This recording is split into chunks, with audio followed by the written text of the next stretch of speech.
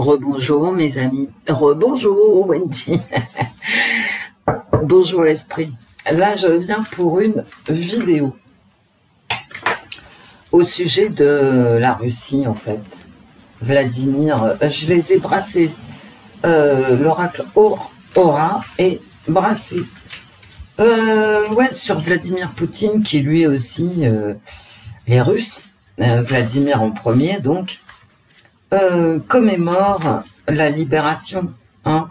Et Dieu sait que sans les Russes, bien évidemment, nous n'aurions jamais été libérés de quoi que ce soit. C'est historique, je n'ai aucun mal à le rappeler. Heureusement que la Russie a été là pour nous libérer. Bon, alors Vladimir, il a fait un discours là. Alors j'ai rien écouté. De toute façon, j'ai rien écouté. Bon, mais j'ai jeté un œil sur Twitter et j'ai vu qu'il accusait donc l'Occident de faire la guerre à la Russie et de déstabiliser la Russie. Bon, la Russie, c'est le pays le plus grand du monde. Il n'y a pas un pays, une nation, et eux sont nationalistes, hein. Ils veulent garder leur nation, leur territoire. Il n'y a pas un pays sur cette planète aussi grand que la Russie. D'accord? Donc il n'y a pas un chef d'État qui ait à gérer un territoire plus important que la Russie. En plus, au niveau ethnique, la Russie est complètement... il y a une variété ethnique en Russie qu'on ne retrouve nulle part ailleurs. Ça va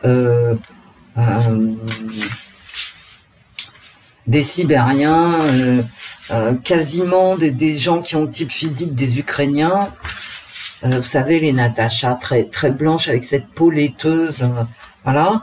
Et jusqu'à la Mongolie, d'accord, avec donc des traits, les yeux bridés, le nez un petit peu écrasé des Mongols. Donc au niveau ethnique, il y a une grande variété génétique en Russie. Et pour clore le tout, il y a une grande variété religieuse. Et parce que même si l'orthodoxie est la religion nationale, il y a aussi des musulmans et il y a, quand je vous parle des Mongols, c'est un animisme, hein, voilà, en quelque sorte. Donc il y a une grande variété religieuse, enfin une variété religieuse en Russie et une variété géographique, des reliefs. Il y a un désert en Russie, il y a des déserts, il y a des montagnes, il y a des océans, parce que la Russie a des façades maritimes qui vont jusqu'à la mer du Nord, le Groenland, en allant sur la mer du Japon là-bas. Donc, vous voyez, c'est hallucinant en fait la Russie comme territoire. Il y a des plaines, il y a des montagnes, il y a du chaud, il y a du froid. Il y a la mer Noire, voilà.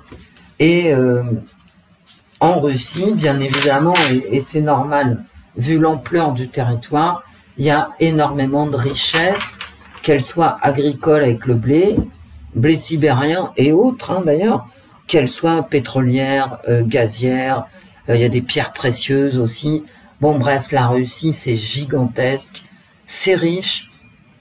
C'est une population, des ethnies variées, des religions variées, et tout ça, toute cette variété géographique, ethnique, génétique, religieuse et tout, eh ben c'est dans la main d'un pouvoir détenu par Vladimir Poutine. Et quand vous voyez la France, hein, avec tout de même si les paysages français sont variés, bon, on atteint, quoi qu'il arrive, pas les variétés russes, hein, la variété russe. Donc, la Russie, c'est énorme à tout point de vue. C'est une armée énorme. C'est aussi une recherche fondamentale importante.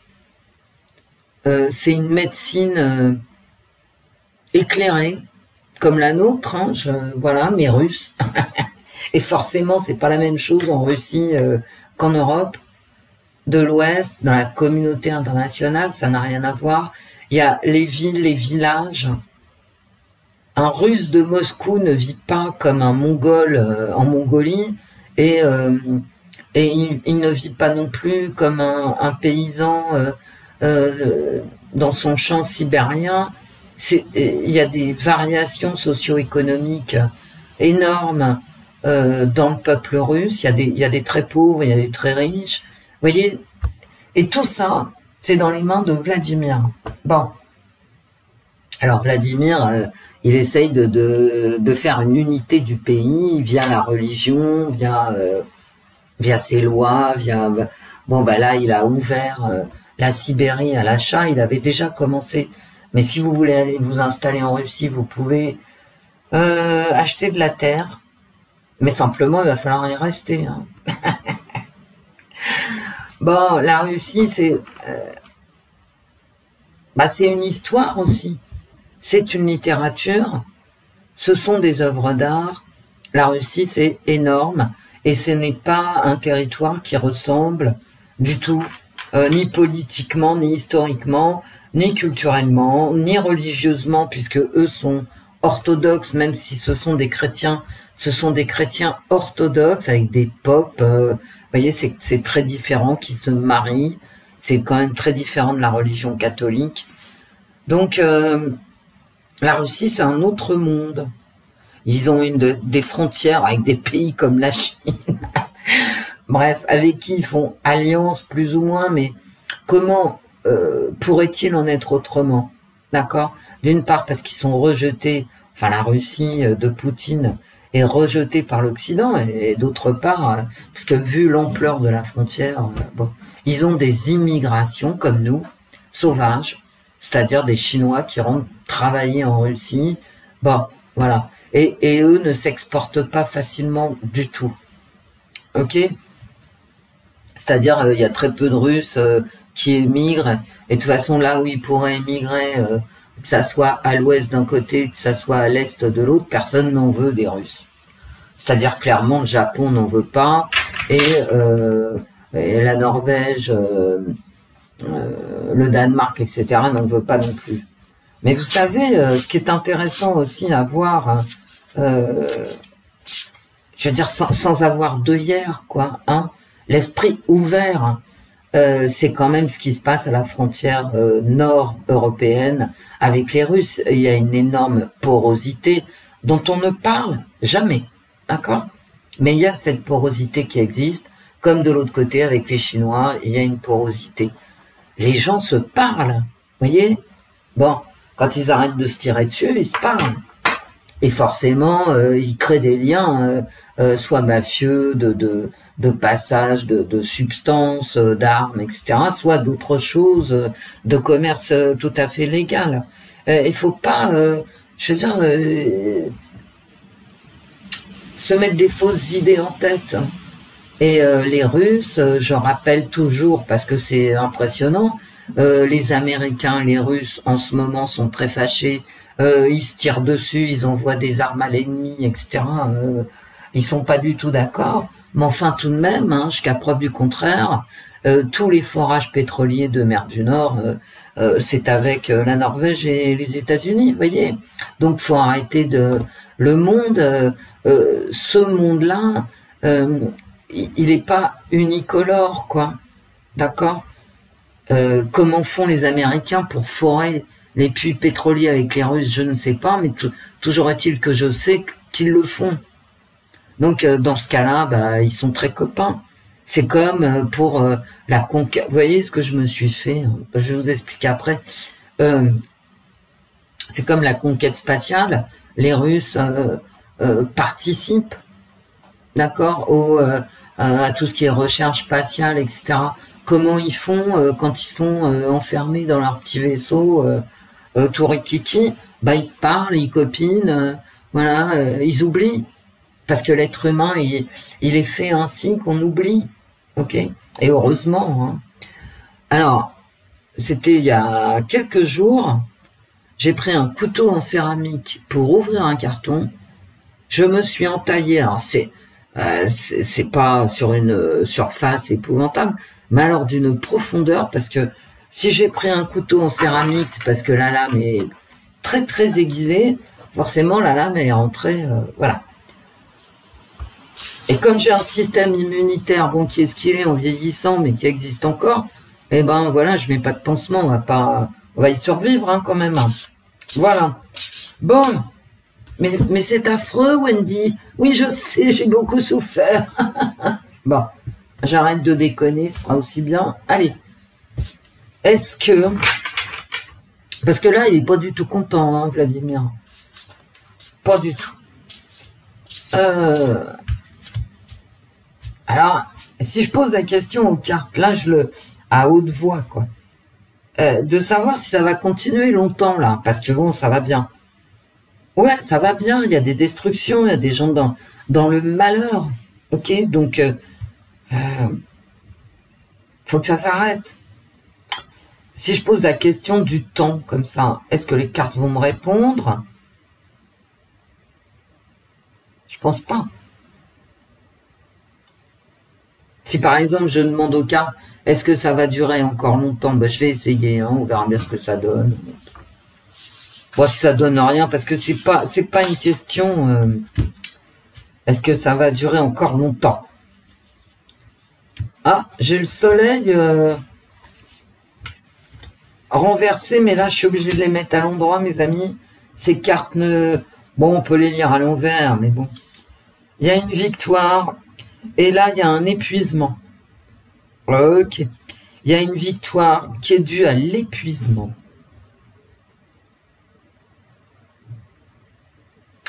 Et là, j'ai quand même encore cette notion, tout de suite derrière,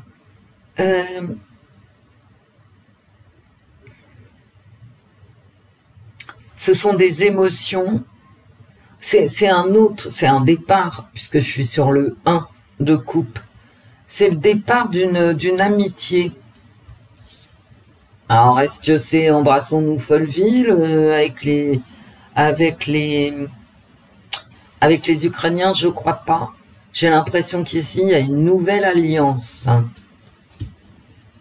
Par épuisement ici. Et là, j'ai quoi? J'ai un 9 de denier. Profiter des fruits de son travail. Un épuisement, bah, c'est un peu logique. Hein.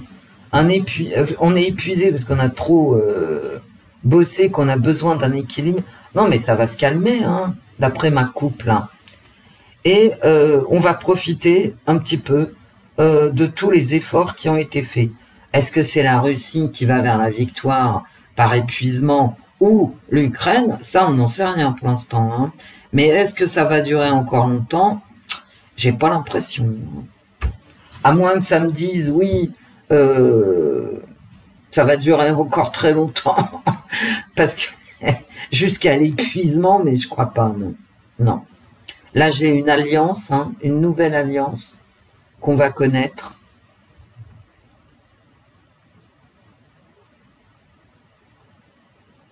Et là, il y a un épuisement des troupes, en fait, hein, des partis, très certainement un épuisement des partis en présence, et qui va s'arrêter. Hein, qui va s'arrêter. Ils vont profiter de leurs efforts. Est-ce que ça va durer encore longtemps? Ben, j'ai pas l'impression. Je n'ai pas l'impression, et ça, c'est suite à une alliance. Hein. Bon. On va découvrir une nouvelle alliance. Bon. Alors peut-être qu'ils vont se mettre d'accord avec... il y en a un qui s'appelle Vladimir et l'autre qui s'appelle Volodymyr. Mais tout le monde sait que derrière, c'est une guerre de l'Occident contre Vladimir Poutine et ses alliés chinois. Hein, faut pas rêver. Hein. Voilà. Bon, est-ce que ça va durer encore longtemps? Est-ce que ça va durer longtemps? Est-ce que ça va durer longtemps? Ce qui va contre le fait que ça dure longtemps, qu'est-ce qui s'oppose au fait que ça dure longtemps? C'est quoi l'ambiance générale? Qu'est-ce qui va être déterminant dans cette histoire de temps? Et bref, est-ce que ça va durer longtemps? Voilà. On va bien voir, hein. Mais ma question, elle est tarte, en fait. J'aurais pas dû la poser, mais j'ai pas envie de poser une question genre, est-ce que c'est Vladimir ou Volodymyr qui va gagner la guerre? J'ai pas envie, parce qu'une guerre, franchement, une guerre, est-ce qu'il y a vraiment un vainqueur et un vaincu, quoi? Alors oui, au Moyen-Âge, d'accord, mais actuellement, quoi. Ou actuellement, on sait que n'importe quelle guerre, c'est une guerre économique. D'accord? Donc, bref, le magicien. Bon, est-ce que ça va durer encore longtemps? Ça dépend d'une volonté. Il y a une volonté ici, hein. Bref. Mais j'ai aussi toujours cette volonté, comment dire, assortie d'une réussite. Hein. J'ai tous les moyens, pour que ça dure longtemps, en fait. Hein. Voilà. Tous les moyens sont là. Hein. Ça peut durer extrêmement longtemps. Ok. Bon. J'ai quand même aussi cette notion de victoire qui approcherait pour quelqu'un. Alors j'ai une dame de denier. Qu'est-ce qui va s'opposer au fait que ça dure très longtemps et j'ai tous les moyens pour que ça dure longtemps? C'est le pognon. Hein, très clairement. Hein, voilà. J'ai cet accès au réel. Bon, il y a un moment, faut s'arrêter, les mecs. Hein. Faut s'arrêter. Il faut vivre.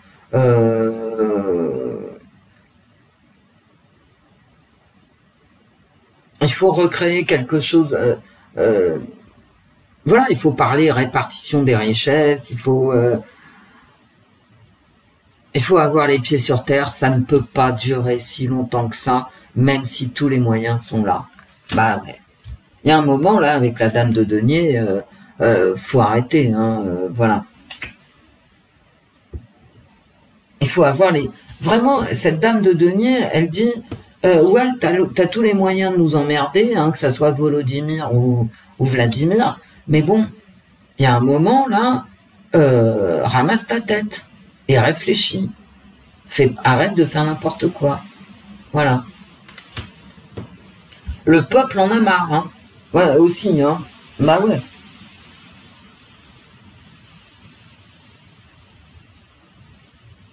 C'est la raison, en fait. Ici, moi, j'ai la raison qui s'oppose à tous les moyens de la création. J'ai l'impression que les peuples, hein, ils vont péter une durite, moi. Bon, bref. Oh là là, l'équilibre.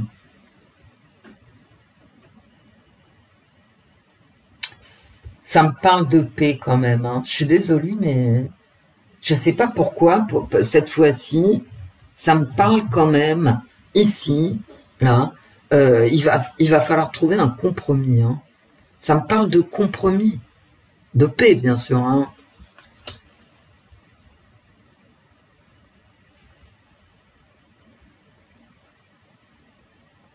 On pèse le pour et le contre entre tous les moyens qu'on a pour emmerder le monde et quand même le rappel au réel, le rappel au quotidien des peuples. À la raison. Ici, j'ai la raison quand même. La raison va arrêter. Est-ce que ça va durer encore longtemps? Oui, je peux t'emmerder très longtemps, mais bon, hop, je réfléchis et je cherche un équilibre. C'est quand même le compromis que je tire. Bah oui.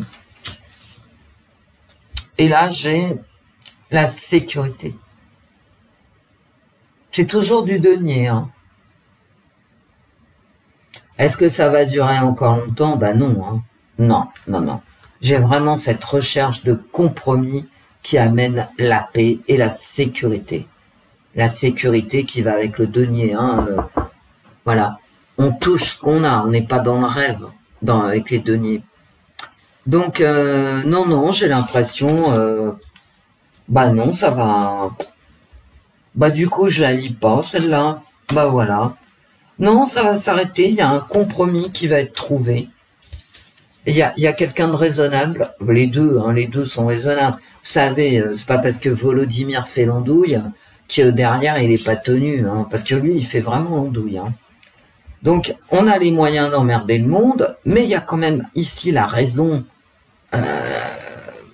qui fait que on va chercher un compromis et on va arriver ici à la sécurité. C'est le 10, c'est la fin.